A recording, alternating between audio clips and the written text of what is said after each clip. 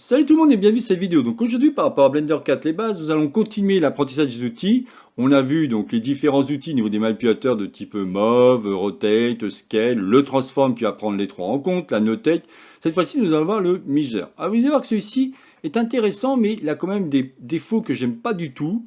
L'intérêt c'est de pouvoir mesurer votre objet. Le problème, et je vous expliquerai un petit peu plus tard ce qu'on peut faire pour contrer ce souci, le problème c'est qu'en fin de compte on va pas faire des mesures, mais dès qu'on va passer d'un mode qu'on n'a pas encore vu, entre le mode objet et le mode édition, malheureusement il va disparaître. Donc ça c'est vraiment pas terrible. Quand je viens ici, je vais faire juste un clic, vous voyez que j'ai sélectionné celui-ci, je fais un clic bouton gauche de ma souris, j'ai une espèce d'élément qui apparaît comme ça. Je peux appuyer sur la touche CTRL pour pouvoir en fin de compte snapper. Je reviendrai sur ce thème un peu plus tard. Mais vous voyez ce qui est génial, c'est que là il vous donne votre mesure. Par contre, vous pouvez voir que ça ne va pas du tout. Donc il faut reprendre celui-ci. Donc vous prenez l'élément, vous appuyez sur la touche CTRL et vous dites je veux le snapper pour avoir réellement la mesure. Là il vous dit que ça fait 2.700, enfin 737 mètres. On peut se mettre si on veut en centimètres, pourquoi pas. Donc là je vais venir en centimètres. Hop, voilà, pour quelque chose comme ça. Donc ça fait 273 cm. Le problème, je vous dis, je ne voulais pas encore expliquer, mais je vais quand même vous le montrer. Quand je me mets en mode édition, c'est-à-dire que d'un seul coup, je vais pouvoir accéder à mes arêtes, mes faces et mes points, bah, le trait, en fin de compte, ou la mesure disparaît. Ça, c'est vraiment dommage. On va pouvoir le faire autant de fois que l'on veut en mode objet. Si je vais pouvoir prendre, je reclique, j'appuie sur la touche CTRL pour bien spécifier à quel endroit je veux faire. Et là, je suis sûr d'avoir quelque chose de bien. Vous voyez, on a bien 200 cm.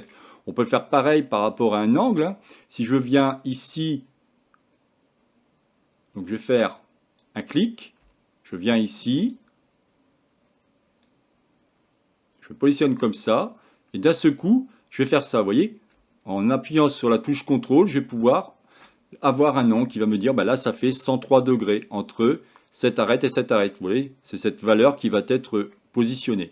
Comme je vous dis, là évidemment ça ne va pas du tout, il va falloir reprendre celui-ci, appuyer sur la touche CTRL et me remettre à cet endroit-là. À chaque fois je vais snapper. Snapper c'est que je vais aimanter celui-ci, soit sur un point, sur un edge et sur une face. Là aussi bien entendu je reviendrai dessus. Je suis désolé de vous dire ça mais j'y vais pas à pas. Je veux surtout pas vous effrayer au niveau de Blender. Il y a vraiment beaucoup de choses à assimiler. Il faut vraiment bien comprendre les bases. Ça j'insiste énormément dessus mais c'est très très important.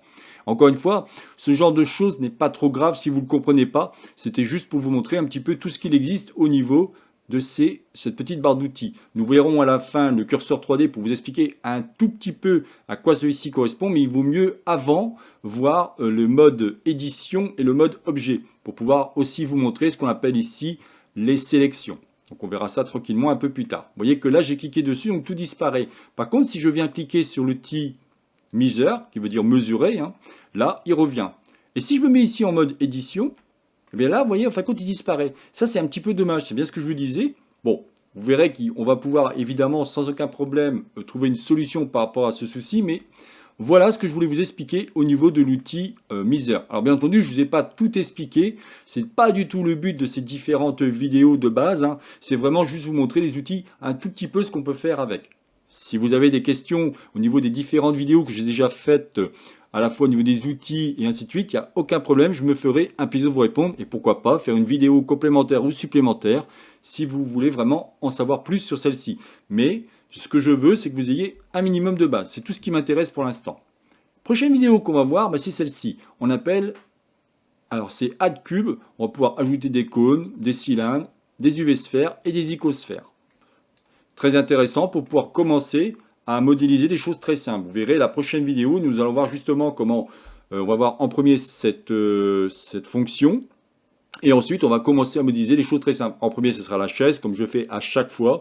Et après, on modélisera autre chose, très simple. Mais vous allez voir que je vais essayer de vous concocter une petite scène sympa. Grâce maintenant aux outils de manipulation, que cela soit le déplacement, la rotation ou l'échelle, ou le scale en anglais, on va pouvoir malgré tout faire des trucs sympathiques et faire une scène, ma foi, qui aura déjà quelque chose qui aura de la gueule, tout simplement. Voilà, bah écoutez, je n'en dirai pas plus par rapport à cette vidéo. C'est donc la chaîne Blender pour tous, réalisée par Jean-Michel. Si vous avez aimé cette vidéo, n'oubliez pas de liker et tout simplement vous abonner à ma chaîne. Je vous souhaite une excellente journée et à la prochaine vidéo. Bye bye.